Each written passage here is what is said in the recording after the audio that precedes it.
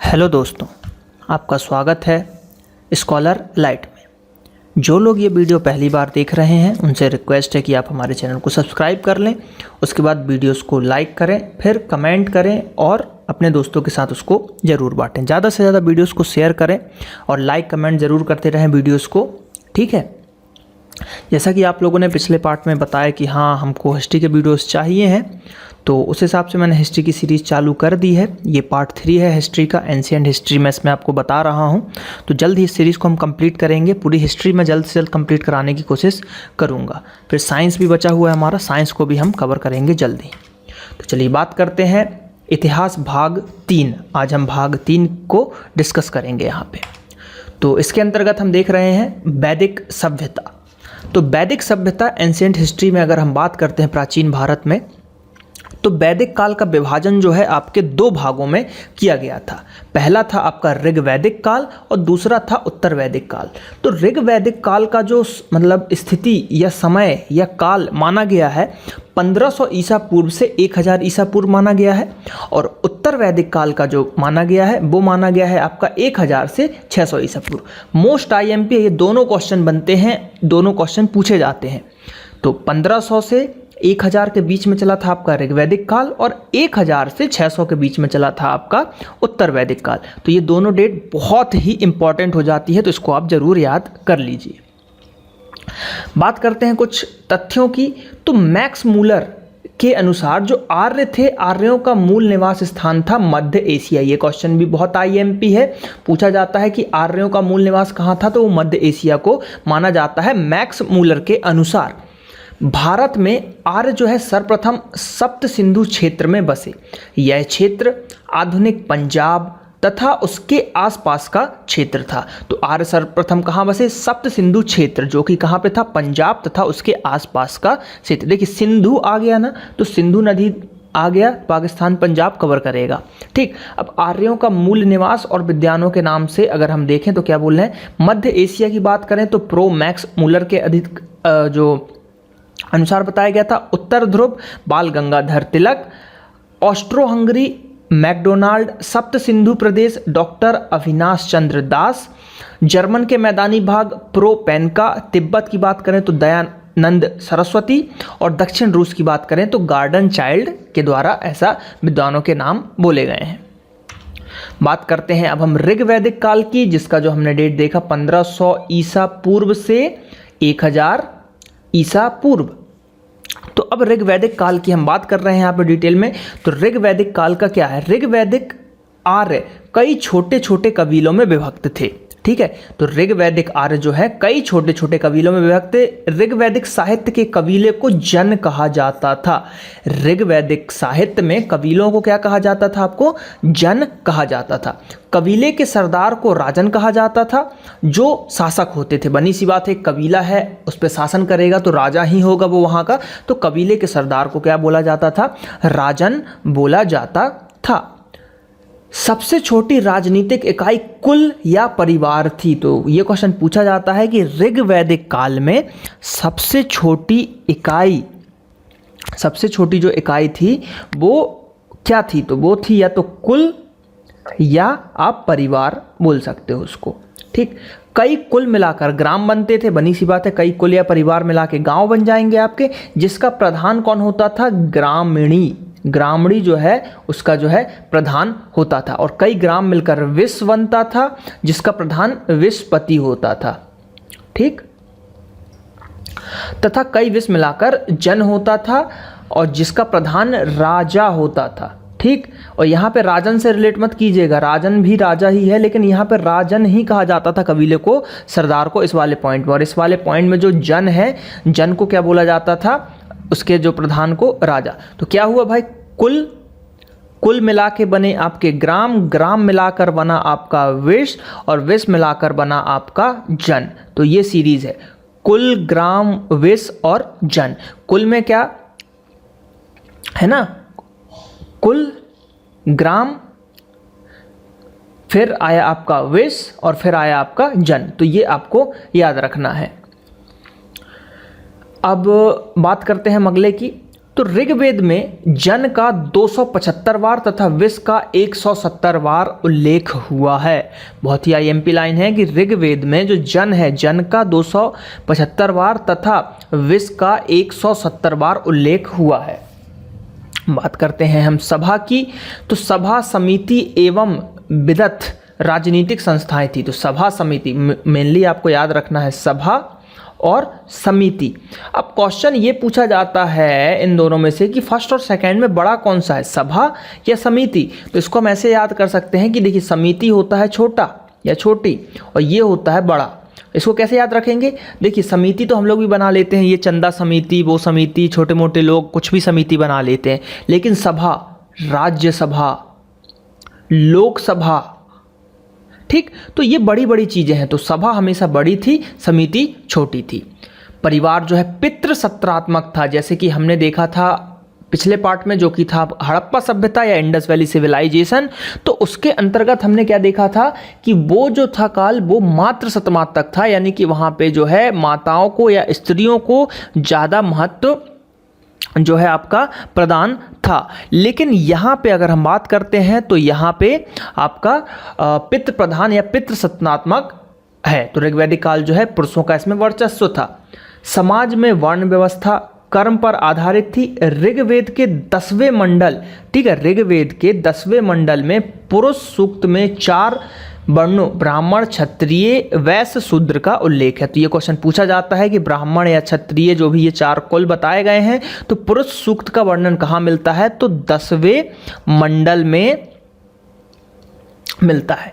सोम अर्थात आर्यों का मुख्य पेय था तथा जौ मुख्य खाद्य पदार्थ था। देखिए गेहूं भी आजकल मिलने लगा है, ठीक। तो अगर आपको गेहूं मिलता है तो आजकल जो एग्जाम वाले हैं गेहूं आंसर लेते हैं। तो गेहूं और जौ दोनों है, लेकिन आप गेहूं लगाइएगा अगर आंसर आता है तो, ठीक है। जौ को मतलब जौ तब लगाइएगा जब गेहूं आपको ऑप्शन में ना मिले, ठीक है। और गेहूं जौ साथ में मिले तो A+B ऐसा कुछ ऑप्शन होगा तो वो आंसर होगा, ठीक है, 10वें मंडल में। अब बात करते हैं, सोम मतलब एक तरीका मदिरा पदार्थ या दारू आप बोल सकते हो, उस समय का मदिरा पदार्थ है, नशीला पदार्थ था। समाज में स्त्रियों की स्थिति अच्छी थी। इस समय समाज में विधवा विवाह, नियोग प्रथा तथा पुनर्विवाह का प्रचलन भी था, यानी कि विधवा प्रथा वगैरह भी थी। लेकिन पर्दा प्रथा, बाल विवाह तथा सती प्रथा जो है प्रचलित नहीं थी। तो ऋग्वैदिक काल में क्या क्या नहीं था, पर्दा प्रथा, बाल विवाह और सती प्रथा नहीं था, लेकिन विधवा विवाह, नियोग प्रथा और पुनर्विवाह का प्रचलन ऋग्वैदिक काल के अंतर्गत आपको मिलता है। बात करते हैं ऋग्वैदिक कालीन कुछ नदियाँ, तो जैसे कि कुभू नदी जो था इसका प्राचीन नाम है कुभू और अभी नाम बात करें तो कुर्रम, सुवास्तु, स्वात, कुभा, काबुल, गोमती, गोमल, और ये जो है अफगानिस्तान की नदियां हैं, ये 4 ठो, ठीक। अब बात करते हैं बित्सता, तो इसको झेलम बोला जाता है, अभी आधुनिक नाम झेलम नदी हो गए। रावी नदी का पहले नाम था पुरुषणी। ये बहुत आईएमपी है, पूछा जाता है कई बार कि पुरुषणी किस नदी का नाम है, तो रावी नदी का नाम है पुरुषणी। विपासा जो है व्यास नदी का नाम है पुराना। द्रसदती घग्गर नदी का, ये भी आईएमपी है, द्रसदती घग्गर नदी का है। अस्किनी चिनाब नदी का है। सतुद्री सतलुज नदी का, ये अगेन आईएमपी। और सदा नीरा जो है गंडक का है। तो मेनली जो ये 3 मैंने बताया इस पे हमेशा क्वेश्चन बनते हैं, बाकी क्वेश्चन तो सभी का पूछ सकते हैं, लेकिन इनको आपको जरूर याद रखना है। पुरुषणी रावी क्योंकि ये रिलेट नहीं होता, जैसे विपासा और व्यास मिल जाते हैं कि वह से व्यास, वह से विपासा। और द्रसदती घग्गर बिल्कुल मैच नहीं करते, तो इसलिए ये आईएमपी। और अस्कनी चिनाब ये भी आईएमपी हो सकता है, लेकिन इसके ज़्यादा क्वेश्चन नहीं पूछे गए हैं। मेनली क्वेश्चन पुरुषणी, द्रसदती और सतुद्री पे पूछे गए हैं, जो कि सतलुज का नाम है। तो ये ऋग्वैदिक कालीन हमने कुछ नदियां देख ली यहाँ पे, ठीक है। चलिए आगे बात करते हैं कुछ और फैक्ट। तो ऋग्वैदिक काल के देवताओं में सर्वाधिक महत्व इंद्र को तथा उसके उपरांत अग्नि व वरुण को महत्व दिया गया था। यानी कि अगर ऋग्वैदिक काल में बात की जाए कि सबसे अधिक पूजनीय या सबसे सर्वाधिक महत्वपूर्ण देवता कौन थे, तो वो थे हमारे इंद्र। और ऋग्वैदिक काल में इंद्र को पुरंदर कहा जाता था, वेरी आईएमपी। ऋग्वैदिक काल में इंद्र को पुरंदर कहा जाता था, अर्थात किले को तोड़ने वाला। तो इसको आप याद रखिएगा, क्वेश्चन सीधे आता है कि पुरंदर किसका नाम था। ऋग्वैदिक काल में पुरंदर किसको कहा जाता था? तो पुरंदर जो कहा जाता था वो कहा जाता था आपको इंद्र को। ऋग्वेद में उसके लिए 250 सूक्त थे। ऋग्वेद के अंतर्गत जो है 250 सूक्त जो थे वो पुरंदर या इंद्र जी के लिए थे। अब हम बात करते हैं उत्तर वैदिक काल की। ऋग्वैदिक काल लगभग हो गया है, अब उत्तर वैदिक काल की हम बात करते हैं। तो उत्तर वैदिक काल में जो है आपका 1000 से 600 ईसा पूर्व के तक उत्तर वैदिक काल आते हैं। अब उत्तर वैदिक काल की बात करें तो उत्तर वैदिक काल के राजनीतिक संगठन की मुख्य विशेषता बड़े राज्यों तथा जनपदों की स्थापना थी।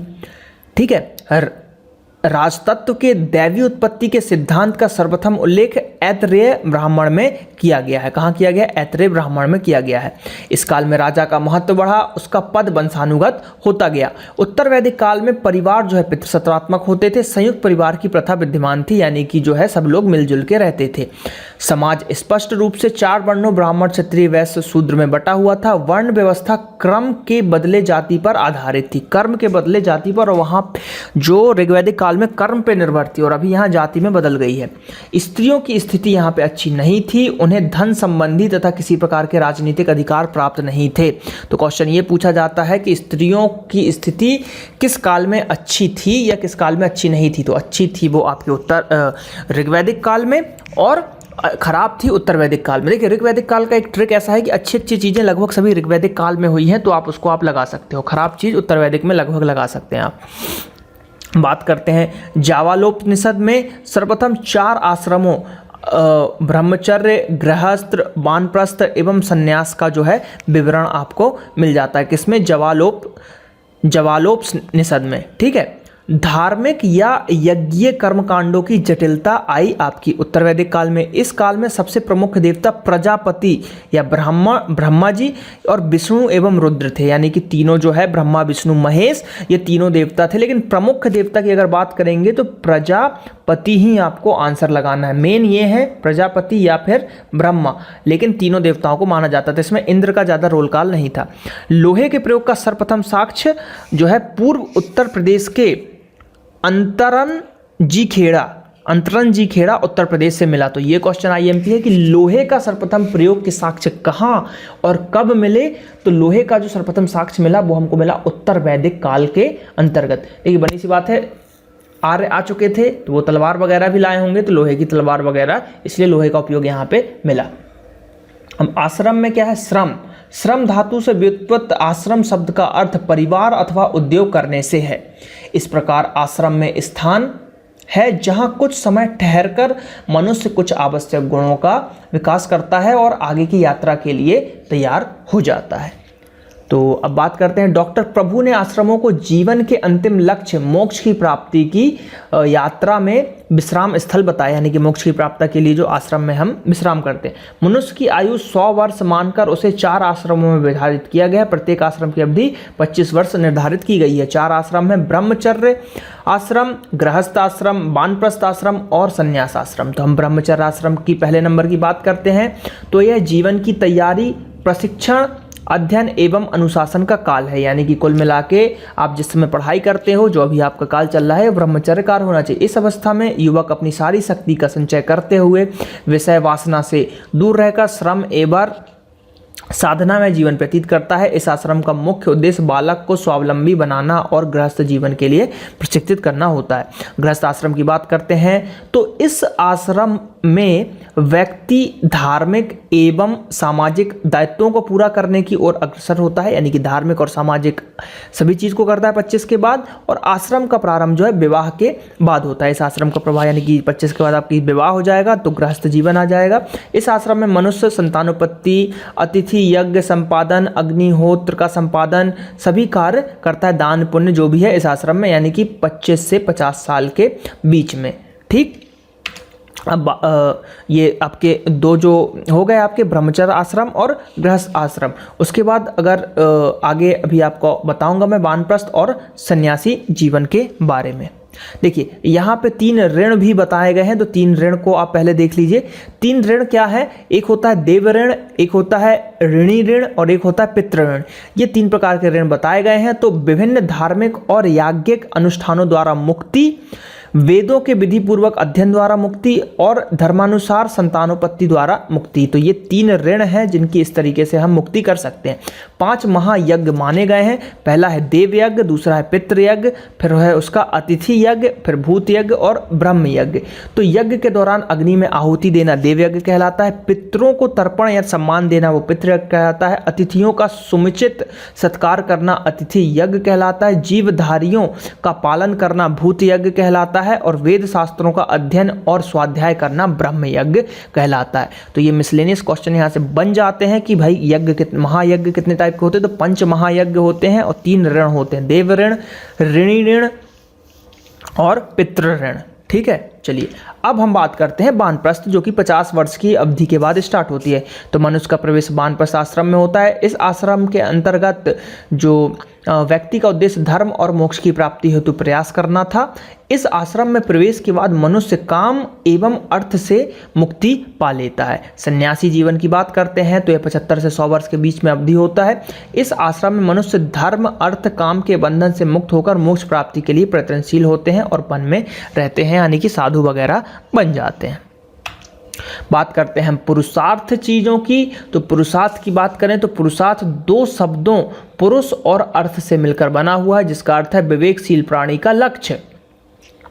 पुरुषार्थ का एक अर्थ उद्योग अथवा प्रयत्न करने से भी है, अर्थात अपने अभीष्ट मोक्ष को प्राप्त करने के लिए उद्यम करना पुरुषार्थ। ठीक, 4 हैं, 4 प्रकार के पुरुषार्थ हैं। धर्म अर्थ काम मोक्ष। धर्म अर्थ काम मोक्ष लगभग मिलता जुलता हमारे आश्रम से। धर्म व्यक्ति को कर्तव्य मार्ग पर आगे बढ़ने, अपने दायित्वों का निर्वाह करने की प्रेरणा देता है। धर्म ही मनुष्य तथा समाज के अस्तित्व को अशिक्षण रखता है। प्रत्येक आश्रम में व्यक्ति को धर्म के अनुरूप कार्य करने को कहा गया है। धर्म से ही सभी लोग जुड़े हुए हैं। अर्थ, इसका प्रयोग व्यापक अर्थ में किया गया है। अर्थ भौतिक सुखों की सभी आवश्यकताओं और साधनों का द्योतक है। इसके अंतर्गत वार्ता, कृषि, पशुपालन, वाणिज्य तथा राजनीतिक को भी शामिल किया है। अर्थ कुल मिला के अर्थव्यवस्था या पैसा से बात की गई है। आपकी सभी सुख सुविधाएं आज के समय में पैसे से ही मिलती हैं। काम की बात करते हैं, इसका तात्पर्य उन सब इच्छाओं से है जिनकी पूर्ति के लिए मनुष्य सांसारिक सुख सुविधाएं प्राप्त करता है। भारतीय धर्म दर्शन के काम का मुख्य उद्देश्य संतानोपत्ति द्वारा वंश वृद्धि करना माना गया है। मोक्ष की हम बात करते हैं तो इसका तात्पर्य हृदय की अज्ञानता का नाश करने, जन्म मरण के चक्र से मुक्ति प्राप्त करने। इसका संबंध आत्मा से है। बौद्ध दर्शन में निर्वाण और जैन दर्शन में इसे कैवल्य कहा गया है। तो क्वेश्चन आता है कि निर्वाण का अर्थ क्या है? तो इसका अर्थ भी मोक्ष है और कैवल्य का क्या है? इसका भी जो है मोक्ष ही है आंसर। ठीक है, चलिए तो पुरुषार्थ हमने देखा। अब हम बात करते हैं संस्कार के बारे में। तो संस्कार का शाब्दिक अर्थ जो है शुद्धता अथवा परिष्कार से है। इनका मुख्य उद्देश्य अशुभ शक्तियों के प्रभाव से व्यक्ति को बचाना है। इसके भौतिक उद्देश्य में सांसारिक समृद्धि प्राप्त करना प्रमुख है। यद्यपि वैदिक साहित्य में संस्कारों का विविध उल्लेख नहीं है, फिर भी यह माना जाता है कि इसका उदय जो है उत्तर वैदिक काल में हो चुका था। तो संस्कारों का उदय कब हुआ था? उत्तर वैदिक काल के अंतर्गत। संस्कारों का शास्त्रीय विवेचन सर्वप्रथम बृहदारण्यकोपनिषद से प्राप्त है। संस्कारों की संख्या भी अलग अलग बताई गई है, परंतु अधिकांश विद्वानों ने 16 संस्कार बताए हैं। तो 16 संस्कार होते हैं। ये बहुत ही आईएमपी क्वेश्चन है, पूछा जाता है कितने संस्कार होते हैं? 16 संस्कार। तो वो कौन कौन से देख लेते हैं। गर्भाधान, पुष्वन, सीमंतोन्नयन, जात कर्म, नामकरण, निष्क्रमण, अन्नप्राशन, चैल कर्म, कर्णवेधन, विधारण, ठीक, विधारंभ, उपनयन, वेदारंभ, केशांत, समावर्तन, ठीक, विवाह और अंत्येष्टि। तो इनकी हमको डिटेल नहीं देखना है, बस आपको तो याद रखना है कि 16 होते हैं, इतने में ही काम बन जाएगा। ठीक है, अब हम बस थोड़ा सा हम इसमें जो है विवाह की थोड़ी डिटेल देखेंगे, क्योंकि इससे हमने कई क्वेश्चन देखे हैं बने हुए। तो विवाह की हम बात करते हैं तो इस आश्रम के बाद ही व्यक्ति गृहस्थ आश्रम में प्रवेश करता है, जैसा कि मैंने बताया था। इसका उद्देश्य संतानोत्पत्ति था। इस संस्कार के लिए 25 वर्ष की आयु उपयुक्त मानी गई है। अधिकांश धर्म सूत्रों में 8 प्रकार के विवाह मिल जाते हैं। तो देखिए, सबसे पहला कितने टाइप के विवाह होते हैं? 8 प्रकार के विवाह होते हैं। ठीक, ये क्वेश्चन पूछा जाता है। पहला होता है ब्रह्म विवाह। ब्रह्म विवाह का होता है कि माता पिता के द्वारा खोजकर अपनी बेटी का विवाह करना, यानी कि अरेंज मैरिज। दैव विवाह का मतलब होता है यज्ञकर्ता पुरोहित के साथ कन्या का विवाह, यानी कि भाई भगवान से विवाह की जा रही है, दैव विवाह। आर्ष विवाह की बात करते हैं तो इसके अंदर क्या होता है? कन्या के पिता द्वारा वर के एक गाय और एक बैल या एक जोड़ा बैल लेकर अपनी कन्या का विवाह करना। प्रजापत्य विवाह की बात करते हैं तो बिना किसी दान दहेज के विवाह करके कन्या को सौंपना। असुर विवाह, कन्या के पिता द्वारा वर से धन लेकर अपनी कन्या का विवाह करना, जो कि आजकल ज़्यादा प्रचलन में है इंडिया में। तो असुर विवाह उसको बोला जाता है। राक्षस विवाह। गंधर्व विवाह की बात करते हो माता पिता की इच्छा से विरुद्ध किया गया प्रेम विवाह, यानी कि लव मैरिज। ये भी अभी बहुत तेजी से चल रहा है, तो इसको उस समय जो है गंधर्व विवाह कहा जाता था। राक्षस विवाह, कन्या का अपहरण या बलपूर्वक किया गया विवाह राक्षस विवाह कहलाता है। पैचास विवाह, सोती हुई नशे में अथवा पागल कन्या को काम वासना की तृप्ति के लिए अपनाया जाना, जो भूत पैचास विवाह कहलाता है। प्रशंसनीय विवाह एक अलग से। प्रशंसनीय विवाह में कौन कौन से आते हैं? ये ब्रह्म विवाह, दैव विवाह और आर्ष, और ये यानी कि शुरू के जो ये 4 विवाह हैं ये प्रशंसनीय उसमें आते हैं आपके। कौन से? मतलब प्रशंसा वाले विवाह है ये। ठीक, अब उसके बाद निंदनीय, बाकी जो बचे निंदा वाले, असुर, गंधर्व, राक्षस, पैचास, सभी जो है ये जो है आपके निंदनीय हैं, यानी कि खराब है। तो अच्छे 4 हो गए। अच्छे कौन से हो गए? ब्रह्म, दैव, आर्ष और प्रजापत्य। ठीक, चलिए बात करते हैं षट दर्शन एवं उनके कुछ रचयिता। ठीक, ये थोड़ा सा इसमें बता देता हूं मैं कि इसमें क्या क्या है। तो इसके अंतर्गत अगर हम देखें दर्शन की बात करें तो जैसे सांख्य दर्शन, योग दर्शन, न्याय दर्शन, पूर्व मीमांसा दर्शन, उत्तर मीमांसा दर्शन और वैशेषिक दर्शन।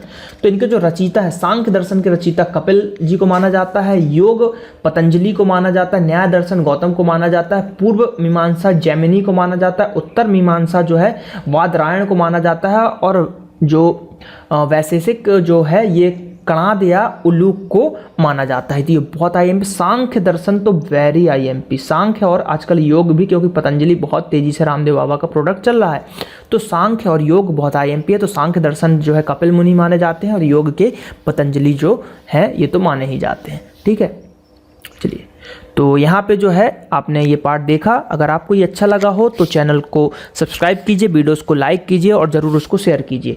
और ये हमारा फेसबुक पेज है www.facebook.com/scholaralite, इसको भी आप लाइक कीजिए। और यहाँ पे आप नेक्स्ट और प्रीवियस वीडियो की लिंक देख पाएंगे, जिसके थ्रू आप नेक्स्ट और प्रीवियस वीडियो को देख पाएंगे। चलिए मिलते हैं अगले पार्ट में। धन्यवाद।